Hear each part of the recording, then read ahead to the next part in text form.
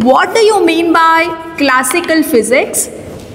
What is the difference between modern physics and classical physics? And we have nowadays, it is making lot of name, that is quantum mechanics or quantum physics.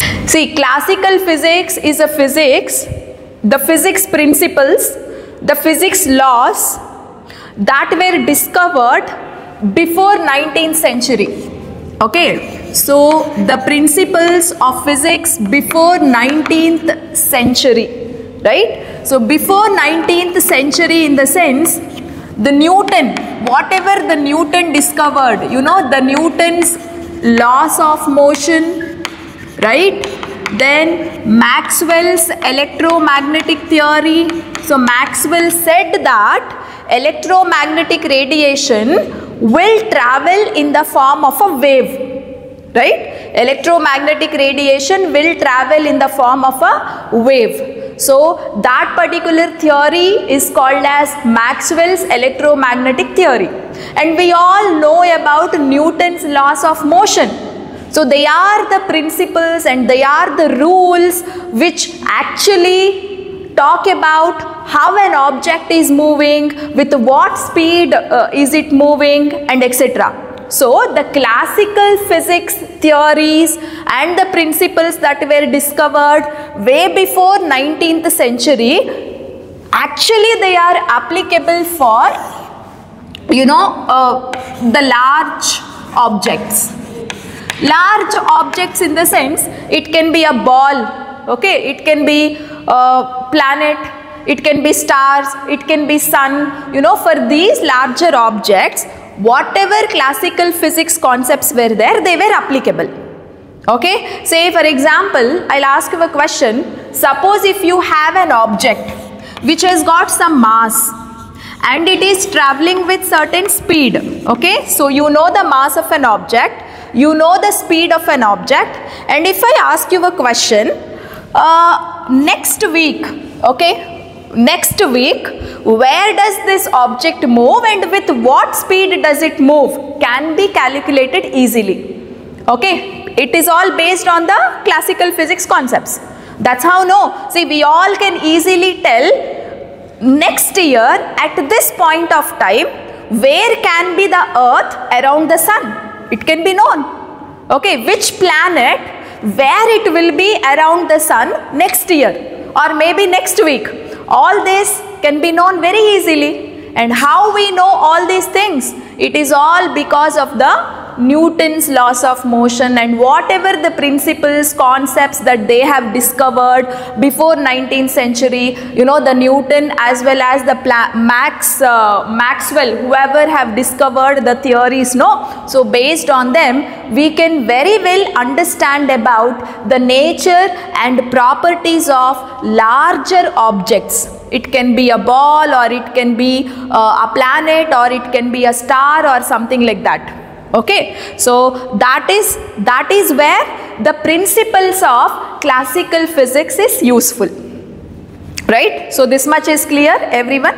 Now coming to modern physics. So we have something called modern physics here. See, whatever the laws that were discovered before 19th century, I mean it can be a Newton's laws of motion or it can be Maxwell's electromagnetic theory or whatever it is, all of them are not applicable. They were not suitable for microscopic particles. Okay, suppose if you want to learn about microscopic particles like atoms, okay, say what do you mean by microscopic particles here? It can be atoms or it can be molecules. If you want to go furthermore deeper, it can be electrons, isn't it? It can be electrons or it can be protons or it can be neutrons. You know, if you want to study about them, if you want to study how they behave, okay, if you want to study with what speed they are going, okay, what is the real properties of these things, you know, the laws or whatever the principles that were there in the classical physics are not applicable. They are not valid. Okay, so they are not valid to study these kind of microscopic particles, right? Say that is where the new principles have developed. That is where the new laws, okay, the new principles and the new theories have been developed. When? After 19th century, at the starting of 20th century.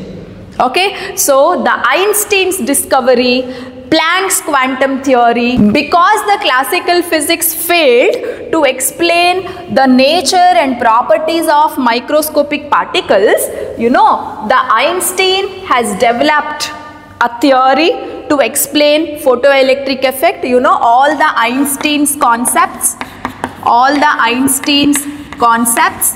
and also one important person called Planck. Okay, so the Planck's theory, all of them got discovered in the 20th century, okay, starting of the 20th century, and these theories helped us to understand how actually microscopic particles behaves and etc.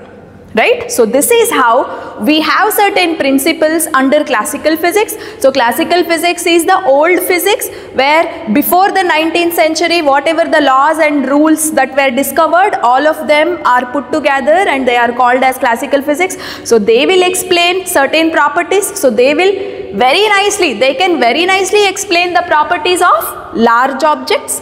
Okay, and whereas some of the properties which were not applicable, I mean some of the rules and concepts of classical physics, because they were not applicable for the larger bodies, because they were not applicable for the smaller objects, there developed another new set of theories and rules and concepts which we call them as modern physics.